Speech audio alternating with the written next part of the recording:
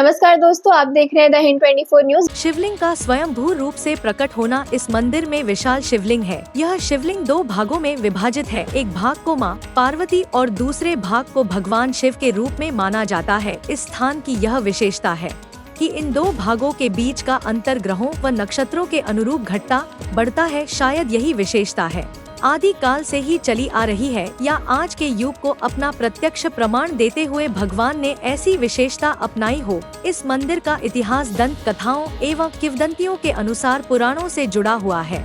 जैसे कि शिव पुराण में वर्णित कथानुसार श्री ब्रह्मा जी व विष्णु जी का आपस में बड़प्पन के बारे युद्ध हुआ, तो दोनों एक दूसरे पर भयानक अस्त्रों शस्त्रों से प्रहार करने लगे। तब भगवान शिव शंकर आकाश मंडल में ब्रह्मा एवं विष्णु का युद्ध देखने लगे। दोनों एक दूसरे के वध की इच्छा से महेश्वर और पाशुपात अस्त्र का प्रयोग करने में प्रयासरत थे, क्योंकि इनके प्रयोग होते ही त्रैलोक्य भस्म हो जाता। इस महाप्रलय रूप को देखकर भगवान शंकर जी से रहा न गया। उनका युद्ध शांत करने के लिए भगवान शंकर महाग्नि तुल्य एक स्तंभ के रूप में उन दिनों के बीच प्रकट हुए।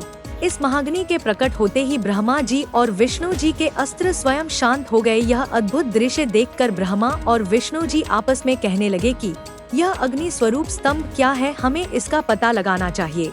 ऐसा निश्चय कर भगवान विष्णु जी शूकर का रूप धारण उस स्तंभ का मूल देखने के लिए पाताल की ओर चले गए तथा ब्रह्मा जी ने हंस का रूप धारण कर आकाश की ओर गमन किया। विष्णु जी पाताल में बहुत दूर तक चले गए, परंतु जब बहुत समयोपरांत भी स्तंभ के मूल का पता न चला तो वापस चले आए।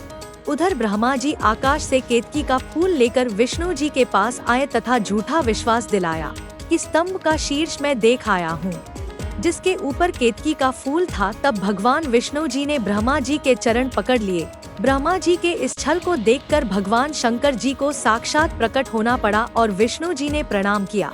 विष्णु जी की महानता से शंकर भगवान जी प्रसन्न हो गए। उन्होंने कहा कि हे विष्णु, तुम बड़े सत्यवादी हो, मैं तुम्हें अपनी समानता प्रदान करता हूँ।